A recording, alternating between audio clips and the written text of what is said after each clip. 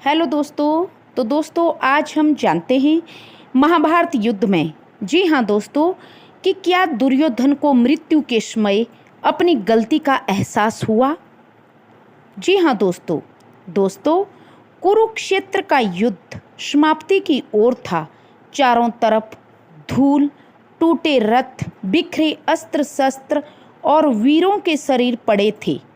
दोस्तों कौरव सेना लगभग समाप्त हो चुकी थी। दुर्योधन अब अकेला बचा था। वह एक सरोवर में छिप गया, लेकिन जल्द ही पांडवों को उसका पता चल गया। तब दुर्योधन बाहर आया और बोला, मैं अभी भी युद्ध के लिए तैयार हूँ। फिर शुरू हुआ भीम और दुर्योधन का भयंकर गदा युद्ध। दोस्तों दुर्योधन गदा चलाने में बहुत बड़ा योद्धा था। कई बार लगा कि भीम हार जाएंगे, लेकिन तभी श्री कृष्ण ने भीम को अपना वचन याद दिलाया। द्रौपदी के अपमान का बदला। भीम ने नियम तोड़कर दुर्योधन की जांघ पर गदा मार दी। दुर्योधन धरती पर गिर पड़ा, घायल, टूट चुका। मृत्यु उसके सामने खड़ी थी। तभी एक बड़ा प्रश्न उठता है, और वो प्रश्न उठता है कि दुर्योधन को ही अपने मन में वो प्रश्न उठता है कि क्या उसमें दुर्योधन को अपनी गलतियों का एहसास हुआ था। दोस्तों महाभारत के अनुसार दुर्योधन ने अपनी गलतियों को पूरी तरह स्वीकार नहीं किया। घायल अवस्था में भी उसने अपने जीवन को असफल नहीं माना। उसने कहा कि उसने राज किया, वैभव देखा, शक्ति पाई और एक क्षत्रिय की तरह युद्ध भूमि में गिरा। इसलिए वह अपने भाग्य को बुरा नहीं मानता था।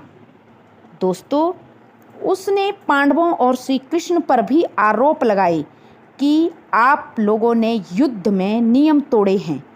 लेकिन कहानी का एक दूसरा पक्ष भी है। जब मनुष्य मृत्यु के निकट होता है, तब उसके भीतर सत्य की हलचल उठती है। दुर्योधन ने अपने मित्रों, भाइयों और पूरे कुल के विनाश को अपनी आंखों से देखा था। दोस्तों उसकी जिद, उसका अहंकार, शकुनी की बातें, द्रौपदी का अपमान, यह सब उसी की यादों में आ रहा था।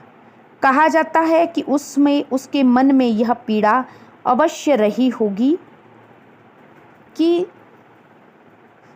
ये मैंने क्या कर दिया। मैं जानता हूँ क्या धर्म है, पर उसे करने की इच्छा नहीं होती। मैं जानता हूँ क्या अधर्म है, पर उसे छोड़ने की इच्छा नहीं होती। यही दुर्योधन का सबसे बड़ा संघर्ष था। दोस्तों उसे धर्म अधर्म का ज्ञान था, लेकिन उसका अहंकार उसके ज्ञान से बड़ा हो गया। वो मरती बार भी पांडवों और श्री कृष्ण के समक्ष झुकना नहीं चाहता था।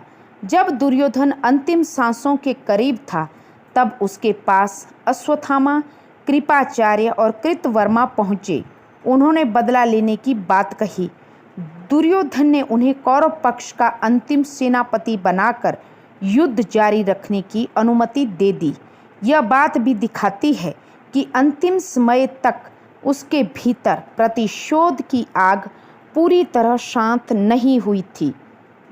तो दोस्तों इस कहानी से फिर क्या निष्कर्ष निकलता है। दुर्योधन को अपने कर्मों के परिणाम का दर्द जरूर दिखा, लेकिन उसने खुलकर उसे स्वीकार नहीं किया, क्योंकि खुलकर वो स्वीकार करता भी कैसे। दुर्योधन का अहंकार उसके आगे आ जाता था।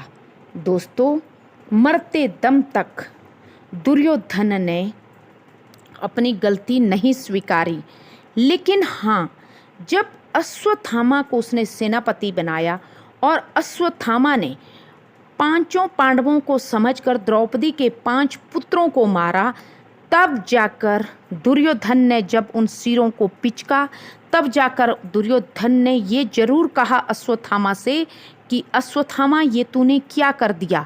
समूचे कुरु वंश को कोई पानी देने वाला भी अब नहीं बचेगा। पितर क्या कहेंगे, तूने तो इन निहत्थे बच्चों को पांडव समझकर सोए हुए को मार डाला। तूने मुझे भी पाप लगा दिया। उस समय जो दुर्योधन था उसको अश्वत्थामा को सेनापति बनाने का गलती का एहसास जरूर हुआ। दोस्तों, दुर्योधन ने पूरी जिंदगी भर अपने मामा शकुनी की बातें मानी, लेकिन मरती बार दुर्योधन को शकुनी की बातों का भी एहसास हुआ कि शकुनी चाहता तो दुर्योधन को सही राह दिखा सकता था, लेकिन शकुनी ने भी दुर्योधन को अंधकार की ओर धकेला।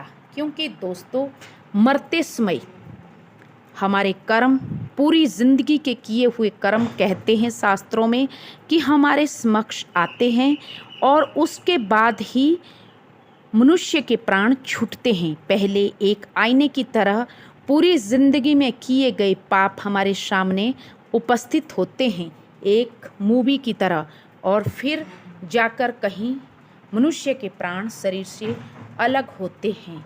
तो दोस्तों, दुर्योधन जब तक जीवित रहा तब तक उसको अपनी गलती का कोई एहसास नहीं हुआ। तो थैंक यू। ये थी दुर्योधन के महाभारत की स्टोरी। आशा करती हूँ आप सब लोगों ने सुना। तो थैंक यू।